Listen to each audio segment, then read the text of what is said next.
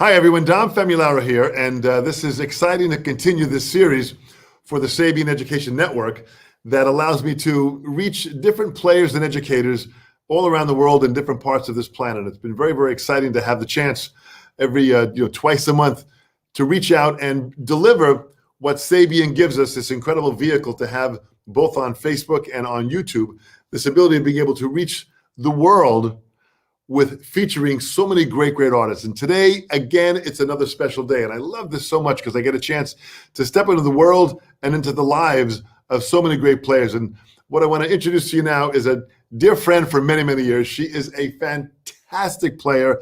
I love the way she swings. Her jazz is so authentic. Would you please welcome Sherrie Maricle? Hi, Dom. How great to see you. Hi, Sherrie. Great to see you too, man. Thanks so much for joining. My pleasure. Boy, the world lights up when I see that smile of yours, man.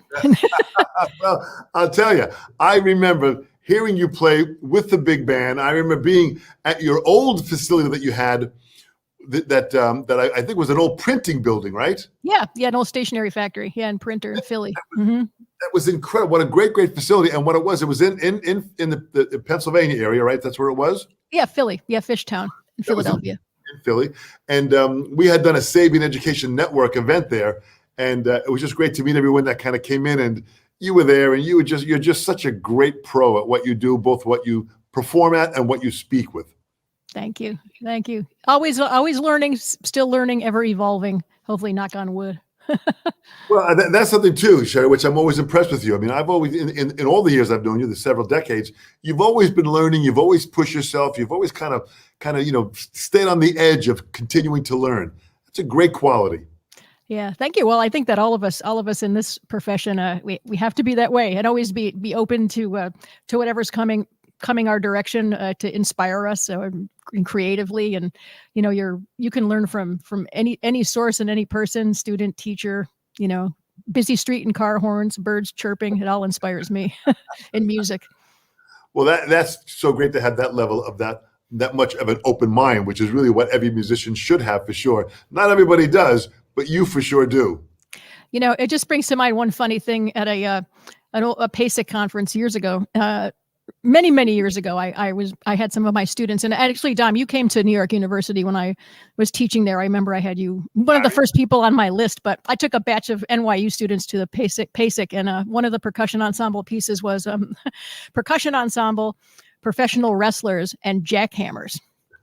And it took me a minute to besides after, and I think a lot of us perhaps hear music or hear something, it's like instantly like, I don't like that, or that's weird or something, but then immediately refocusing on, wait a minute, there's something so interesting and cool about this. What good can I get out of this experience? But that always, it enters my mind, and especially for these students, I remember them being, what is this? Jackhammers on cement blocks, professional wrestlers and percussion. So there was a lot to love about that. So that's kind of my bar for always appreciating stuff. Well, that bar is high for sure. That's pretty interesting. Yeah. Now, tell me, Sherrie, if you would, where did drumming start for you? What kind of got you involved with drumming? How old were you? What brought this all about? Well, I was 11, and my music teacher took me to see Buddy Rich and his Killer Force Orchestra, 1974 at the Forum Theater in Binghamton, New York. I grew up in the Endicott, New York area. It's the middle of New York State, kind of on the PA border.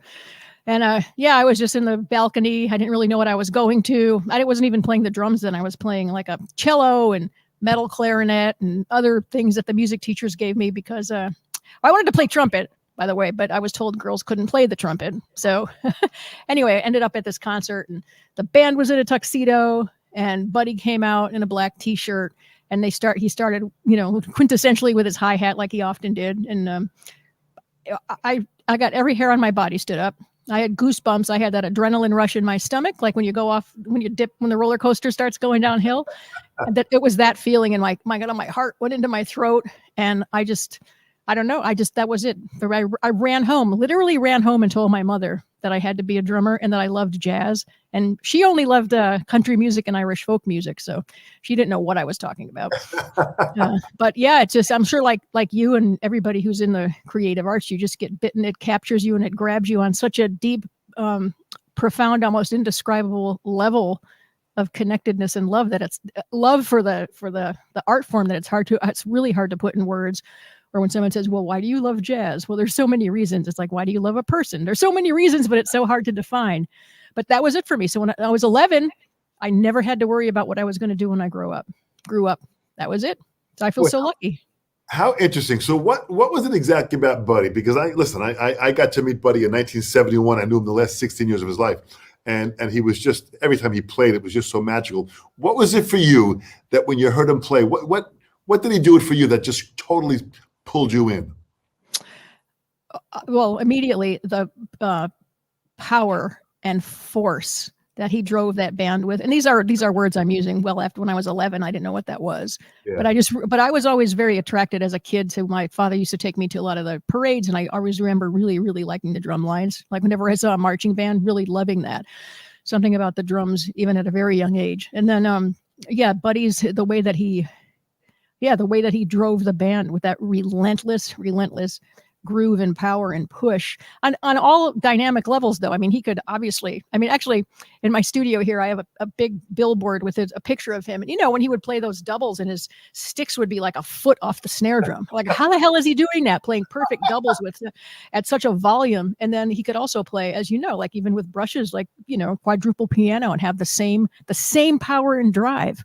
Yeah. And intensity, like, which is always a goal for me. And I'm sure all of us drummers, when I was a kid, I remember hearing, come on, it's really soft, but you can't lose intensity. And I'm like, what?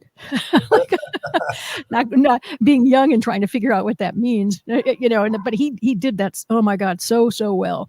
Just that constant drive. And then, the way, the big band drummers dream those moments, when you get to big shout sections and kick and fill and in all the cracks, as they say. Phil McCracken, haha, but musically, but that, and then the way he did the uniqueness of his fills and how he improvised and soloed in between all the ensemble figures was just amazing. And sometimes, as everybody who's listened to Buddy will know, sometimes there was those crazy moments of just like dead silence for two measures where he would choose not to fill. Yeah. Or sometimes he'd play a simple fill, like one of my favorites was always dang dang ga doon da go brado bop. And then he'd like kick something just like one and or whatever beat it might be on. Some of it was so simple, but it was so perfectly placed and phrased and well timed and always in the moment, like the perfect musical statement. Like there's like when Joe Jones in the Basie band, he's da da da da da boom boom, 2 quarter notes, best fill in the world. Not complicated, but musically perfect, in the moment. Boy, it really is amazing how when you talk about in the moment, it really was just so great. And this, both Buddy and Papa Joe, these artists just knew how to drive a band to a point where they just understood, and each night was totally different. Yeah, and that's what I tell my students that too. Like the most exciting thing is that with live music, especially, when it's really live and you're not playing to any sort of tracks or anything. I'm now, referring to some pop music, but in jazz for sure, it's always different. Yeah. And that's the dream. You should never, it'd be like having the same conversations with your friends without changing a word. Like if you and I talk next year and this was exactly the same, that would be crazy. So it's always different because you're always in a different place, mentally, emotionally, musically, the way you're connecting with your bandmates, all of it's different. So the way that you're relating to the audience. Absolutely. And that's really what jazz does. As I started out, jazz was about never playing the same song the same way.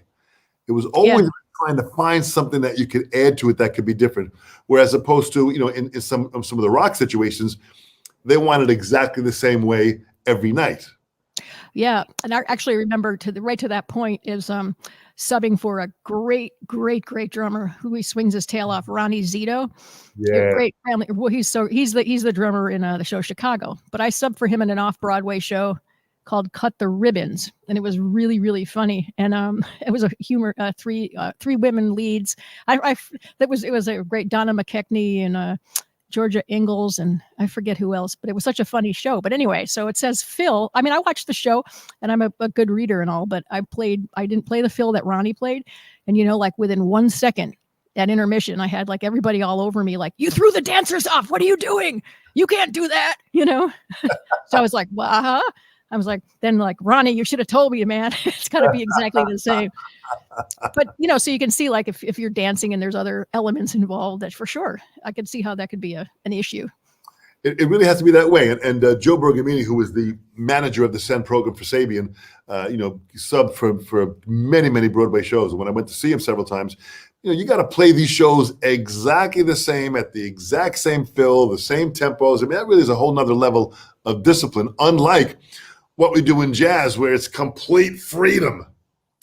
Yeah, but it's interesting that's true. But then I have always in my mind I don't even know what the word is. I just think that jazz requires such a high level of virtuosity when you're playing it at the highest level, one on multiple levels of understanding from the harmony and the theory of it to all the other musical things that you need to know, and then the creative element in there to like rivet someone, your bandmates or the listener or whoever, with your instant, creating something on the spot each night it's an added layer of virtuosity that you would have. Like, you're totally spot on about Broadway. That level of concentration and consistency. I subbed, one of my first big breaks in New York was I moved to New York in 85. In 1986, I subbed for my friend Barbara Merjan, who's a great show drummer. When I was in college in Ithaca, she was the only other woman I saw play the drum. She was a senior and I was a freshman. So we stayed friends and we're still friends, and she's a great player. So I subbed for her in Cabaret, the revival of Cabaret with Joel Grey at the Marriott Marquis Theater. And you had to memorize it because I was in the all-woman band was on stage. We were on a weird cart, and so you had to memorize it. You couldn't read music on stage. So that was like, so memorize a 2.5-hour show. Okay. So did that, no problem. But the beginning of it starts with kind of a drums, sort of like an old kind of New Orleans, street beat. And I guess I played it too straight because I remember Joel Grey coming out, and that's how the show starts. And Joel Grey looking at me and going like this, like saluting, because I wasn't swinging enough / mortifying. But that was a really cool moment of memorizing it. But then he didn't like the feel I was playing with, at that moment. But those kind of things, man, intense. And you're right. It more than ever, it's got to be spot on, like to the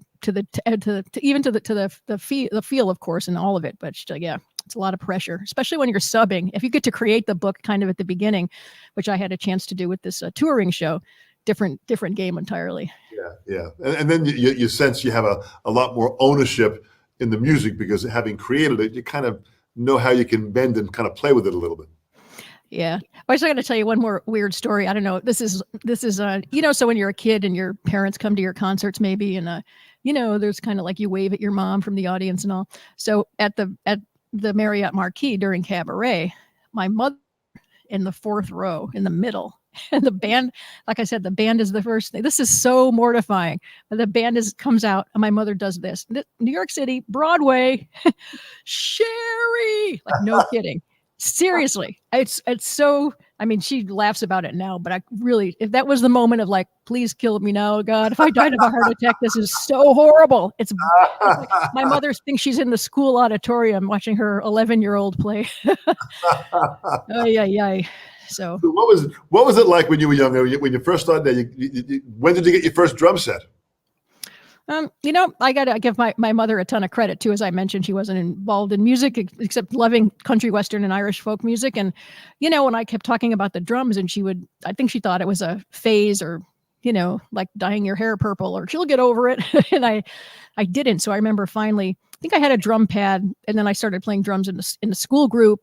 And then I begged for a snare drum, and she went to the local music store, and the guy just ripped her off, and she came with this weird, unknown crazy, like a mounted tom, not mounted to anything. And she didn't know what it was. The guy told her it was a snare.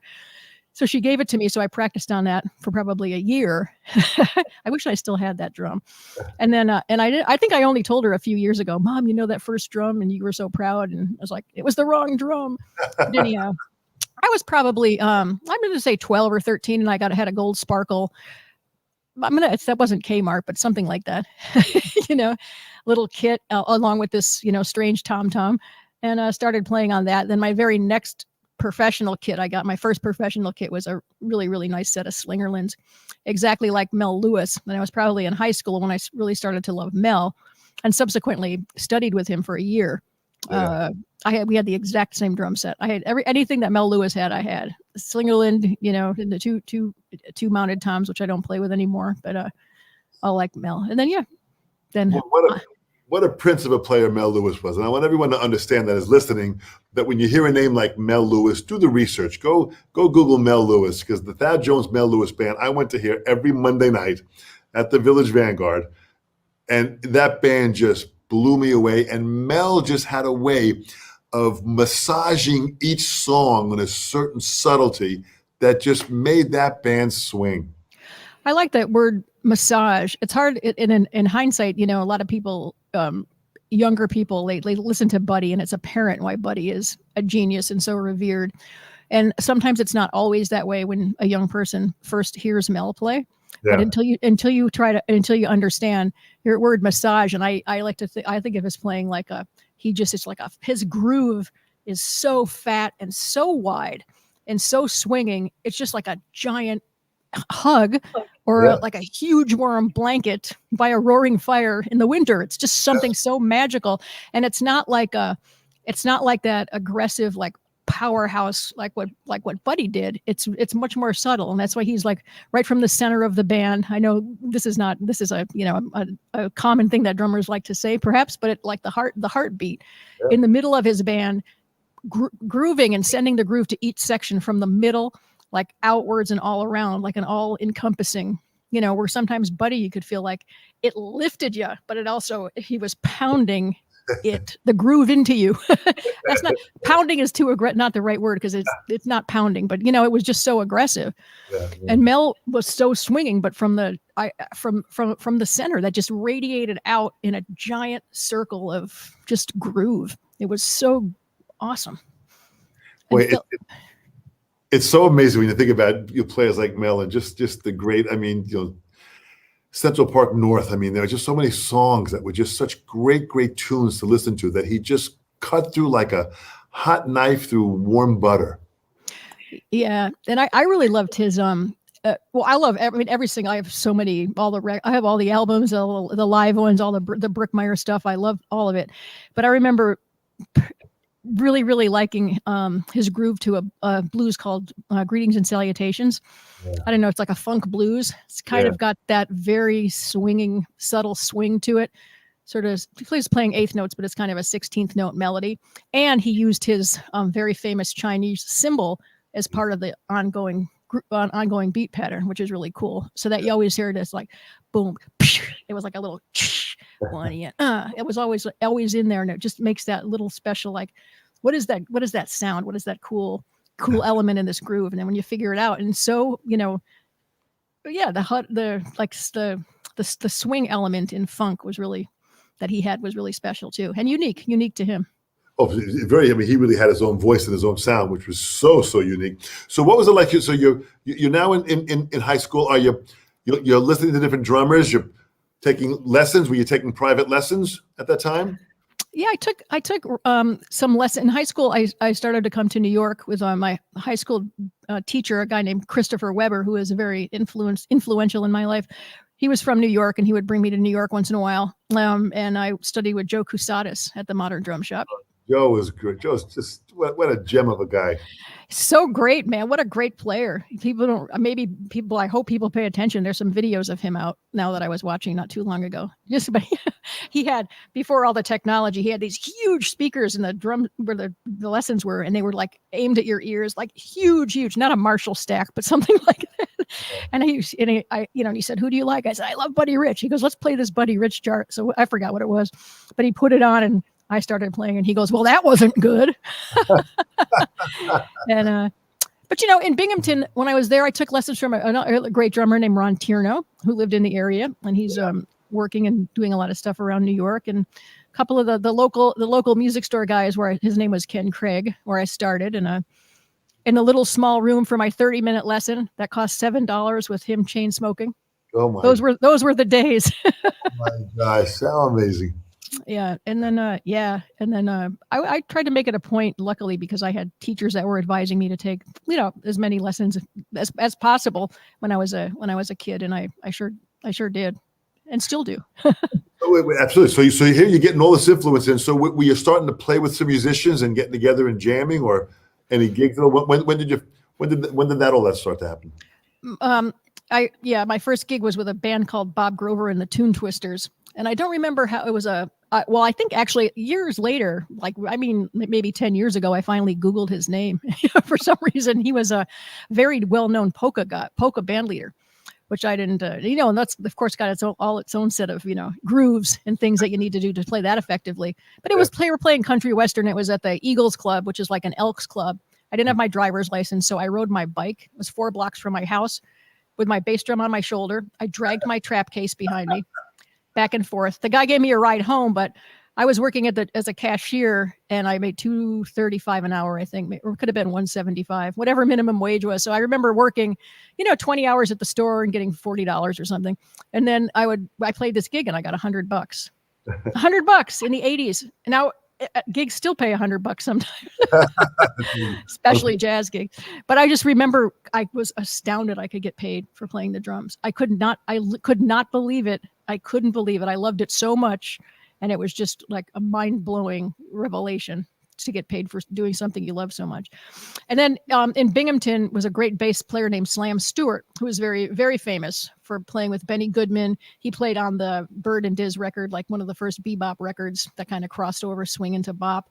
And he was really known for a tune called Flatfoot Flugee. And he was with Slim Gaylord. They had like a Slim and Slam, a novelty act. But he played with Krupa, with Benny Goodman, and he lived there. Through the college, and another great jazz leader in the town, a man named Al Hom, put me together with Slam, and Slam had a concert series, and he would bring in everyone from, Clark Terry to Zoot Sims, and everybody, came to town. And it was just, I started to play with these people when I had an opportunity, when they asked me. And then I got to be a good reader. I was a pretty good reader. Then I got hired to play all the shows that came through town. Barnum and Bailey Circus, the Ice Capades, if anybody remembers the Ice Capades, Engelbert Humperdinck. I played percussion on that, like anything that came through town. And it was drums or percussion or a show. I was really fortunate to get hired for a lot of that. And I said yes to everything. When I went to college at Binghamton University for undergrad school. I played in high school as well. Everything. If somebody said, "Hey, want to do this?" Yes. Want to do this? Yes. Pep band? Yes. Anything, absolutely everything, because I just wanted to play. And I think everyone should do this, particularly in your developmental stage. If you're a kid, if you're in high school, if you're learning, say yes, man, and go get your butt kicked, or go realize I don't like this. I don't want to be in pep band, or whatever it might be. Just say yes, because you can never cram experience. And old people like me can say, well, I only can say this because I've had almost 40 years of experience of playing the drums professionally. But you can't cram it. You got to live it. So, and one way to really get a jump start is just to say yes to every opportunity you have to make music with other people. Boy, that's great advice too. And it's great, interesting that you learned that. So what was it, were there books you were learning at that time in your developmental stage? Were there specific drum method books?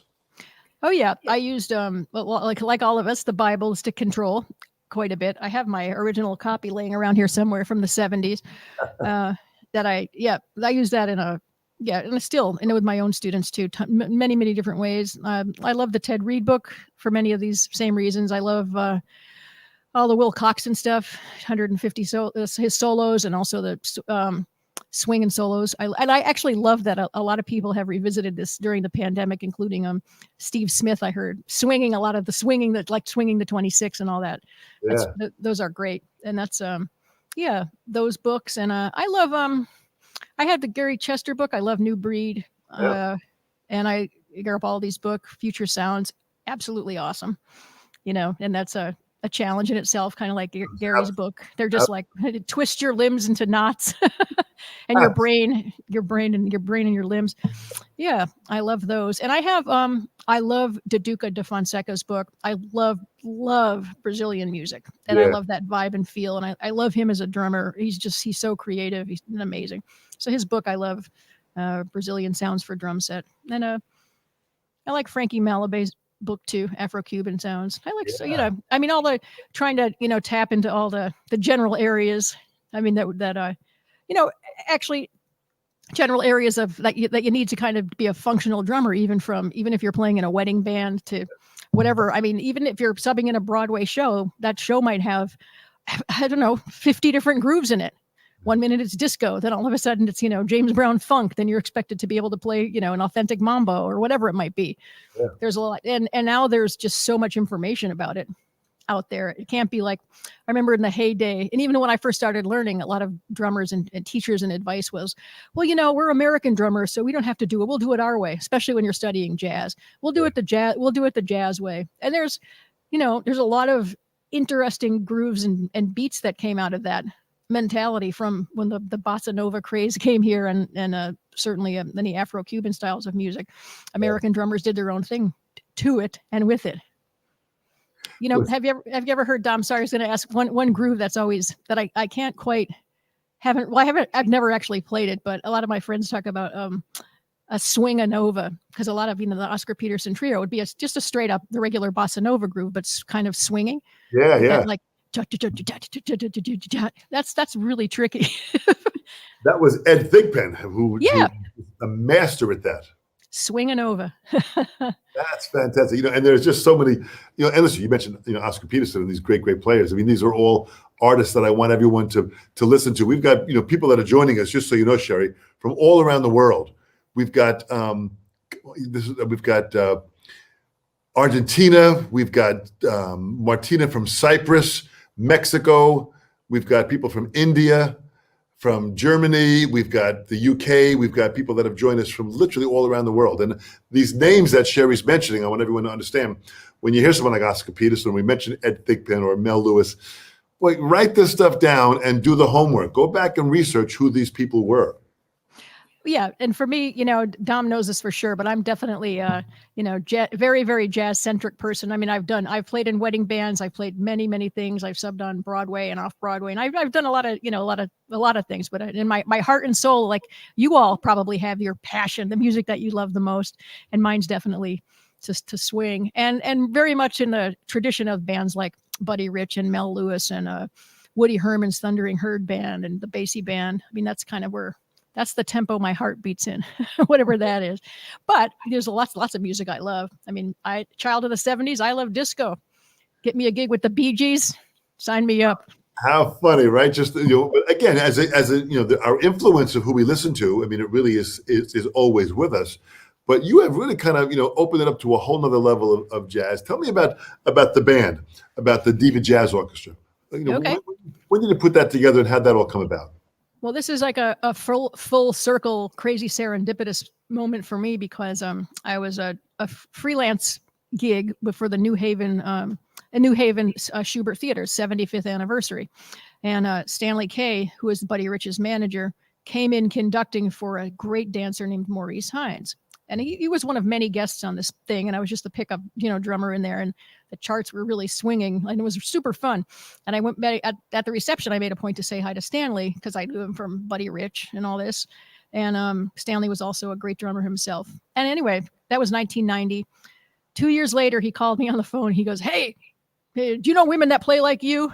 That's exactly what he said.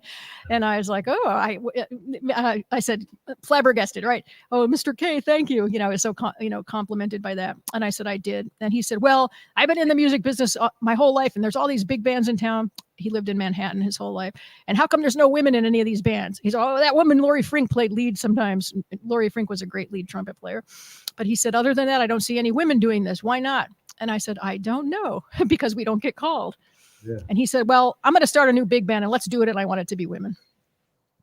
And that's, to me, it was like, the reason I played the drums is Buddy. And here's Buddy's, you know, the manager, Stanley Kaye, wanting to start this band. And so with Stanley and another great writer who wrote a lot for Buddy, John LaBarbera, some other amazing, you know, arrangers and composers, Michael Labeni, Tommy Newsom. We had an audition in New York. 40 women came to the first audition. We put together it's a 15-piece band. And then we've been going ever since. Our first gig, so that was June of 92 is when we officially started the band. So we've been going 29 years. Unbelievable. Just talk about Stanley K. I knew Stanley very well from just knowing Buddy at those times. What a funny character and a very good drummer.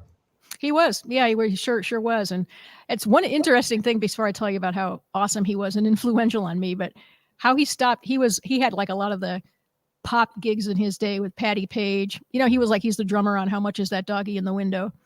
And he was drummed with Josephine Baker and Frankie Lane. And they were, they were on retainer. They flied first class. They were like the rock and pop stars of the day, And he said he got a call to play with Tommy Dorsey, who he idolized. Buddy had that chair, of course, and that he realized that he let his chops go because he was playing all these cush gigs, not cush gigs, but he was playing like Mule Train and Doggy in the Window, and he said he felt like he lost his drumming mojo, so he quit playing. He goes, like, when he was in his 50s or something, he quit. He goes, and he never picked up the sticks again, which I find astounding because he talks about being a kid and like skipping school and just to go to the Apollo Theater or the Paramount Theater and just listen to all the big bands.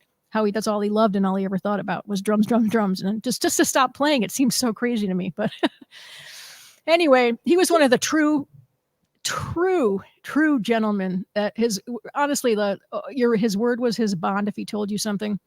And man, let's all of us, please, everybody in this business that can be so hard and challenging and complicated, for all the greatness and high points we have, it can be challenging, especially when you're a freelance player and you're working with your own band. Just extra step, be extra nice. Listen to people when they call you. Respond to people's communications. Just be that good person in the business, like Stanley was. Yeah. He was great that way. And so through Stanley's connections, so all the music for the band is all commissioned music. So through Stanley's connections and writers, we started commissioning our library, and it's quite gigantic now. And because of, again, the great Johnny Mandel, some of you may recognize his name because he wrote the theme from MASH, but he also wrote American jazz standards, The Shadow of Your Smile, and the song Emily, wrote a bunch of film scores, worked with Tony Bennett and Streisand, and he never recorded a album under his own name. So he did it with DIVA. We did it live from Dizzy's Club in New York, Johnny Mandel, A Man and His Music. And then he gave us his big band library. So I also have that, which is outstanding and extraordinary. And he used to play fifth trumpet in Buddy Rich's band. That's how Stanley was friend. So you must have some the tunes that you have with the band must be extensive. Yeah, yes, hundreds and hundreds of arrangements. And I said, we used to carry around. Well, now we did. Oh my gosh, I always sound like such a dinosaur. But we used to carry around our music trunks, and we still do. But the books were getting so heavy, so now I have to edit them. We probably carry 100 charts, maybe less, maybe 75 charts at a time. But then I revolve them in and out depending on. Well, now we haven't. Our last performance with the big band was February 8th, 2020. So we're looking forward to. We had the last two marches. We were scheduled to do another live recording at Dizzy's Club, but obviously we didn't get to it yet. We have a new recording in the works called Diva Swings Broadway. So it's all brand new arrangements, kind of refreshed and revived versions of Broadway classics. Boy, that is absolutely beautiful, and the band just swings its tail off. Thanks, Dom. Really?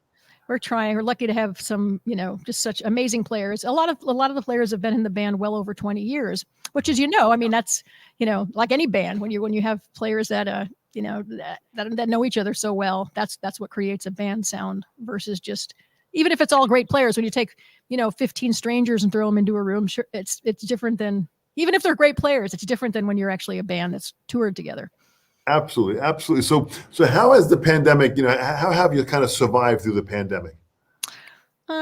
Well, at the pandemic, right when it started, I was on my way. I came back from Florida. I was gigging with my trio with Maurice Hines, flew home, and we were moving from the place you saw in Philly to this place.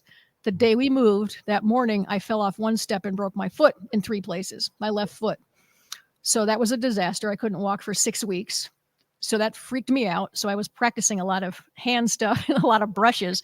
And I just started putting out one like little short, like 1 minute videos on my YouTube channel. Just, like, here's a reminder of that, just, tips in under 1 minute. So I did a whole bunch of those, just try to stay sane and practiced a lot. And I kind of felt like I was in college again, because I was like, wait a minute, I have all this free time and I don't have to worry about any of the logistics of being a band leader. I can actually just think about the drums now. And I found that to be really awesome for a while, until it's like, then after a while, it's like being all dressed up with no place to go. It's like, wait a minute. I need to go play this with play with other people. Because actually, that's what Mel Lewis used to constantly say to me. Honestly, I'd be like, oh, Mel, I got it. I need to practice this or that. And he never practiced. He didn't even have sticks in his house. Nothing. He goes, you don't need to practice. Just go play with people. You can play fast enough. That's what he would say. Don't practice. Just go play with people, which is a very, very, very good point on many levels. Not that you don't have to practice, everyone. That's not, you have to practice. I have to practice.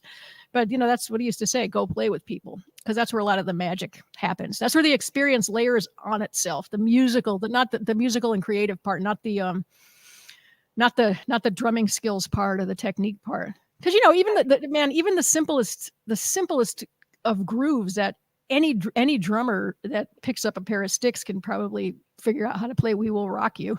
But you got to make it, but how do you make it feel is the point. All of us will make a groove feel slightly differently by the way we phrase it. And, our experience level and our personal development, all those influences will, even the simplest of grooves. That's why hopefully we all sound a little bit different. Hopefully that's what we strive for sure. But I think what's amazing about it is that the older players, like, Mel Lewis and Buddy, with a different time, there was so much music happening. They were playing on the drums every day. I mean, Buddy would tell me they'd wake up, they'd have some breakfast, maybe they'd practice a little bit on a practice page just to warm their hands up, but then they'd go to a 3-hour rehearsal, then go out and have dinner, then go to like a 4-hour gig, and then after the gig, they'd go and find a jam session and play till 4 a.m. and do that 7 days a week. Yeah.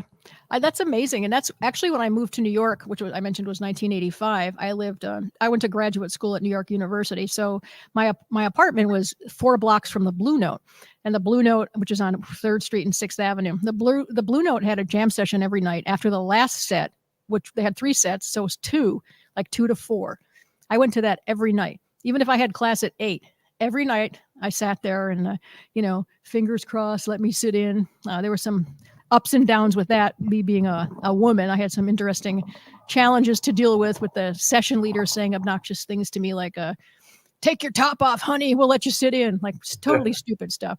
But, of that, in that regard about that subject, and this is anybody who ever experiences any of that, whatever the issue is, just if you love what you're doing. For me, I was just always like, okay, you're an idiot. I felt like a horse with blinders. I'm just like, I'm just going to go this way. So you could be a jerk and say whatever you want, but I'm still going that way.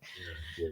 So that's advice for that. And whenever you deal with adversity or other people who aren't necessarily on the same page as you or with you or supporting you, just remember why. Just always remember your why, I think, and you'll stay on your path.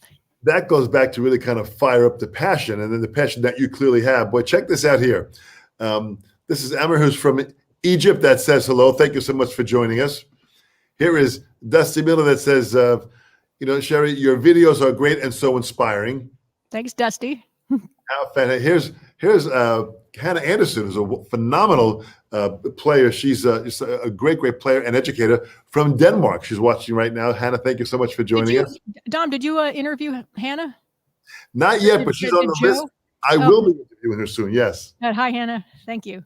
She just made the move back to Denmark and getting her studio set up. And now that she's set up, I want to bring her on and interview her. She's a phenomenal player.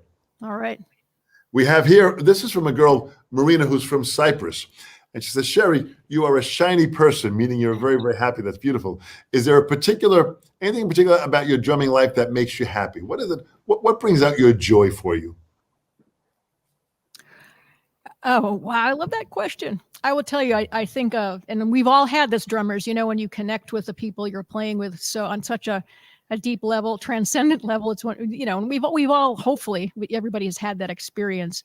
And I get that, like when I saw Buddy Rich sometimes with my trio, I get just actually goosebumps sometimes that the group, we're so firing on the same, and everything is the same, like the way that we're all feeling the beat. And when you have that experience, like you kind of think to yourself, this could not be any better ever under any circumstances. And what is this? And why can't I get here every time in my own playing?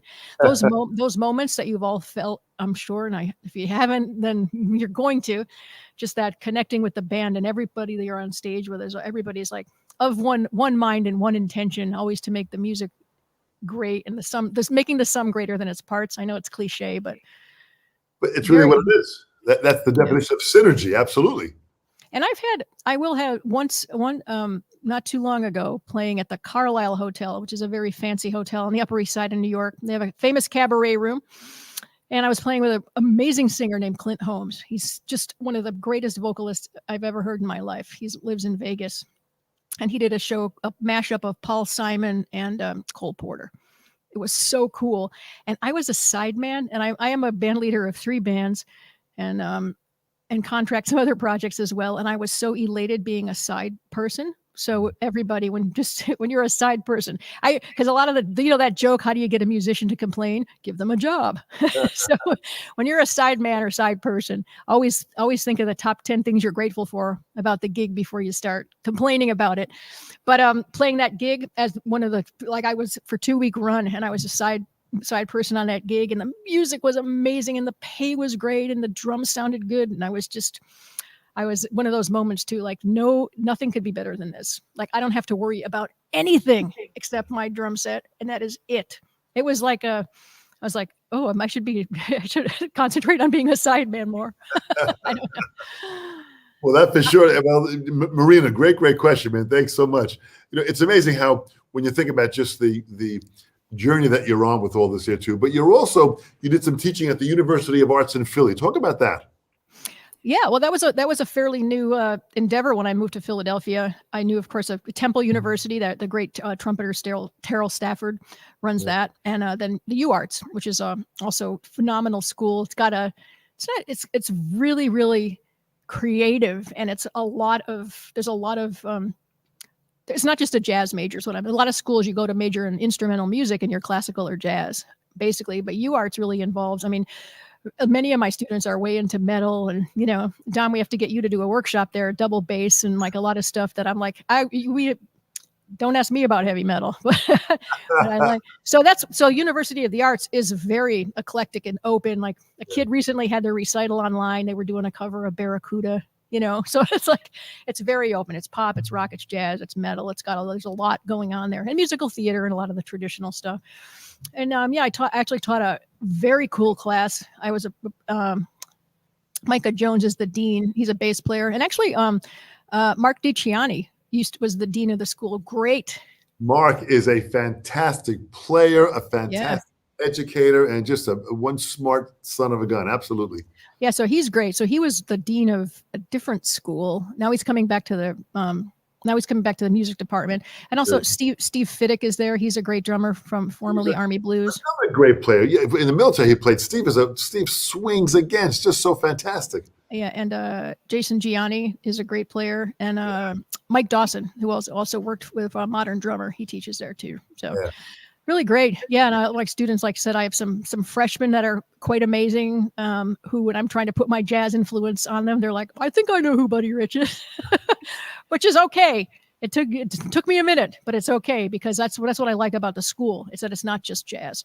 It's open to, because when you think about it, really across the country, if someone's like, man, I want to be not that UArts doesn't teach heavy metal, everybody, but I'm just saying, if that's your thing, like, where do you go and how do you get support if that's your career path and your passion? So UArts is opening, doorways and pathways for people to explore. So I really love that. So I was teaching a freshman improvisation class for drummers only, which I loved. And Mark DiCiani taught the second level after me. And I love that class because it's rare that improv exclusively for drummers has been, as my experience, isn't really a class. The rhythm section stuck in the improv class, keeping, like an Aebersold record, keeping time. So that was a cool class. I love that. And it's great. It's great. Like, and Dom, man, you're one of the most successful, like, amazing studios of all. But when you can talk to young people, like I said at the beginning of our chat, and they're telling you about, man, I love this and I love that. And, they're like, it's very impactful on my growth and development too. Because I wouldn't on my own go and listen to heavy metal. But if one of my students is into it, I'm going to check it out. Well, listen, and that's what I love about your open mind is the fact that music is changing, but I think the foundation of jazz, which I do with all of my students, is an extremely important understanding that even if you want to play metal, the more of a foundation of jazz that you have. Listen, John Bonham, when the people come in, and they go, I want to learn about John Bonham. I say, great. We're going to listen to Buddy Rich and Joe Morello because that's who Bonham listened to, and Bonham was a great jazz drummer. So that kind of opens up their minds a little bit more. Yeah. Yeah. And I actually, it's funny because one of my students who's really into, his name is Aiden Reeves, very into metal. We had him on his recital. We had him doing like a metal version of Mr. PC, which is a very a blues, so I had him as double bass. I said, hey, you can use your influence in the jazz context if that's what we want to do. Go for it. Yeah. Be the innovator. Boy, how fantastic. But that's great to open their minds for sure. Let's, if you would, just talk about your cymbals there. You've been with Sabian for many, many years. Just talk about the cymbal setup that you have there and what you use and why you use them. Oh my God. I have been like elevated to heaven with these artisans. I can't tell you. I went to the Sabian gatherings in New York a few years ago. Because prior to that, I had two that I had in the big band, especially. I love the Garibaldi Ride. I had a 22 because it had a really great way of cutting through the big band without being too pingy. Yeah. I love that cymbal, which I should have my whole stack of them over there. Then I played this, which I love this one. Oh, the old hand-hammered band. That's beautiful. Manhattan Ride 22. That one's beautiful too.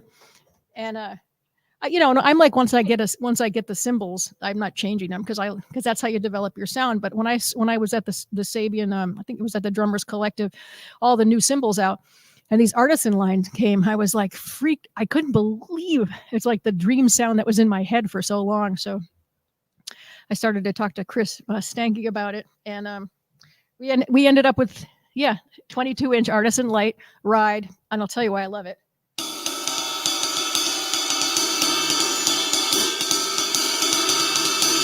It's dark and it's warm, and I have a couple of rivets in it. And this is the rivets. I like rivets because I think like with the Garibaldi, I had them in there in the Manhattan Ride, even maybe more rivets than Chris recommended for this one because I like the wash, and I like during ballads to be able to do this with my finger and hear a shimmer that's sustainable and that you can hear. But anyway, the warm and the darker overtones I just love so much, and the same with the if you can see, artisan. Let me turn around. These are artisan light hi-hats, 14-inch. Oh, beautiful. Can you see them? Yeah. Yes. Okay.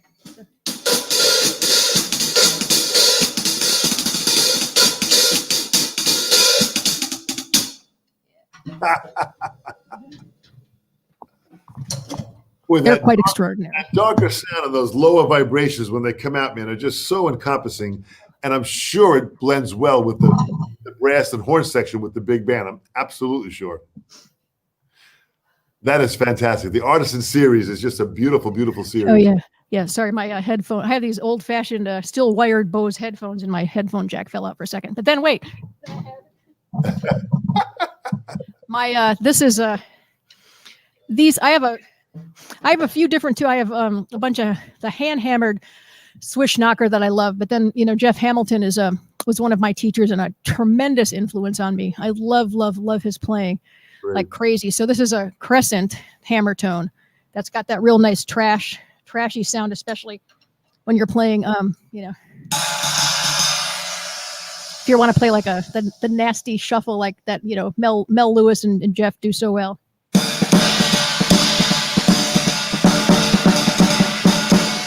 I love writing on that. I actually refer to it like musically, it's kind of, if you want to send your grooving and you want to send it into overdrive, start writing on this. Beautiful. Swish knocker. Beautiful. Swish knocker. I mean, well, the brilliance about Sabian is the creativity that they have and the innovation that they constantly push for really opens up new sounds. Yeah, I love these too because a lot of kids are like, hey, your cymbal's upside down. I'm like, no, actually, you can write on this. You don't have to just bash it upside. I've got my basher here, man, that I use. Absolutely. But then this one, I call this one chunky. Oh, I love it. I love it. this is a hand hammered I love it. 18 that actually I'll play it sometimes, but it's when the hunks fell out of it, it developed overtones that I liked better.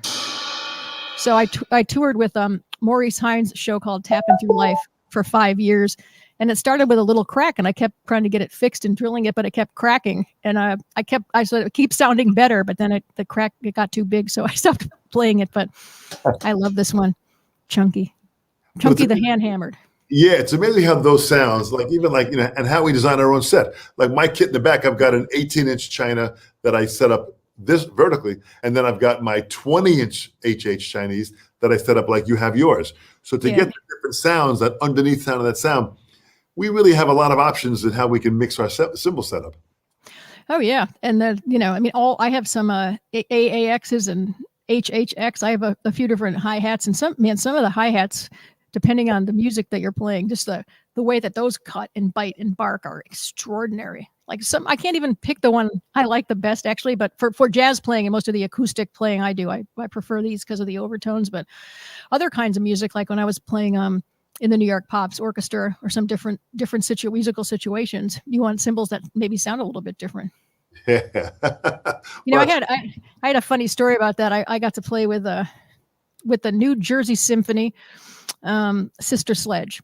They were there, and I said to the guy, because they don't have a drum set, some orchestras have them, or have a choice where you can have, here's a funk or rock setup, and here's a more acoustic setup.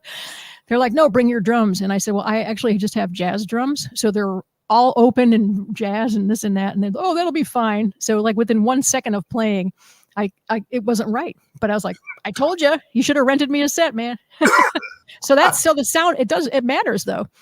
You come with I'm just going to like Mel Lewis with all his calf heads and on his snare drum and stuff. I mean, you can have the wrong sound you can play the right groove, and if you have the wrong sound, still it's going to make a difference. Point well taken. Point well taken. This is such great advice that you have. Listen, you have traveled around this crazy world playing music for all these years. I mean, I want people to understand what you learn and the amount of wisdom that you get just about life in general is so deep and so honorable to be doing something that you love doing and being able to travel and play music for people. This is so fantastic. It is. It's such a gift, and everyone listening, with all sincerity, every gig that I have, I honestly take a moment and just have a reverent moment of gratitude, and I do, like, especially when I've been playing in the New York Pops Orchestra for 30 years. And the first time I stepped on the stage at Carnegie Hall, I cried. I couldn't believe I was in Carnegie Hall, and I've gotten to do that, hundreds of times in 30 years. And it's like when you step on that stage, the reverence I have for, being part of that lineage of musicians who have been on that stage, and anywhere you go, from the smallest jazz club to your friend's living room to the Hollywood Bowl, whatever, we are so lucky, Dom. Not that we don't practice and we don't earn where we're going, but still it's and listen, you have put hard work into achieving what you achieved. I always say, for me, none of this came easy. I had to work and continue to work hard at developing this and maintaining this, which is what you do, Sherrie. Absolutely. Yeah. I would recommend to everyone, if you have 2 minutes of your day, look up this video by a man named Darren Hardy, and it's called The Compound Effect. And just watch the first 2 minutes of that. It's an analogy. He talks about investment, time versus investment versus results. He's using financial terms, but you'll get it right away and relate it to your own practicing and how you commit to your own profession and your career, especially us, because everything that we do by ourselves without a paycheck in a room like Dom's sitting in or like I'm sitting in. You do all this stuff, and knowing that eventually, you're gonna get the gig, and it'll be worth it that you practice. But if you don't put in the time, then you won't be ready, when you have opportunity. Absolutely, but absolutely so well. So, I'll tell you something, Sherrie. You really have been an inspiration for all these years, for me personally, and to so many people. And we've had people literally from all around the world that have toned in and listened. What was that video again? What was the name of that video? Darren Hardy, The Compound Effect. I want everyone to check that out, and because it sounds like the beginning part of that really has the understanding of what we do as musicians. It does. I played it for all of my students, and they're like, wow. It's great. It's really great. Well, thank you so much, Sherrie, for having some time to share with us and spending some time and showing us your world and what you do. I want everyone to understand Facebook and social media, go track down Sherrie, what she's doing, follow the band, the DIVA Jazz Orchestra, because it is absolutely fantastic. So I want everyone to kind of support you in every way that you can. Thank you so much, Sherrie, for your time and your talent. Dom, you're amazing. You're a force for sure. Thanks for making the world such a good place, man. Thanks so much. Well, I'm just following your lead, so I just go on that. I do that. Thank you so much, Sherrie. Okay. Stay well, and hopefully we'll see you in the future real soon. Okay. Bye, everybody. Bye, Dom. Bye-bye.